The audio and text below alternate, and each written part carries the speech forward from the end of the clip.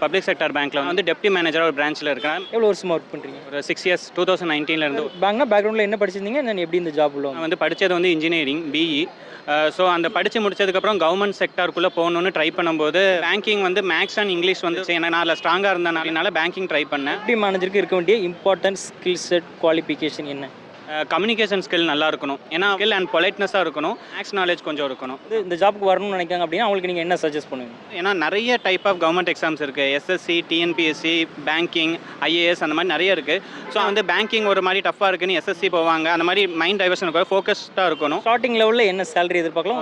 PO ஆஃபீஸராக போகும்போது இன்னும் வந்து 50,000 வரைக்கும் வரும். ஒரு 5 இயர்ஸ் போனால் என்ன சேலரி எதிர்பார்க்கலாம்? 70 வரைக்கும் கூட எதிர்பார்க்கலாம். ஸோ நீங்கள் பார்க்குற ஜாப் அது மூலமாக மேக் பண்ணுற மணி ஹாப்பியாக ஃபீல் பண்ணுறீங்களா? கண்டிப்பாக. ஏன்னா ஒர்க் இருக்கனால தான் நான் ஒரு சொசைட்டியில் வந்து கொஞ்சம் ரெஸ்பெக்டபுளாக இருக்கிறேன். ஏன்னா வெளியே நான் பேங்க்கில் ஒர்க் பண்ணுறேன் அப்படின்னு சொல்லும்போது வந்து ஆட்டோமேட்டிக்காக வந்து அவங்க வந்து ஓகே ஹீஸ் ஒரு ரெஸ்பெக்டாக பார்க்குறாங்க. ஸோ எனக்கு இந்த ஜாப் வந்து பிடிச்சிருக்கு.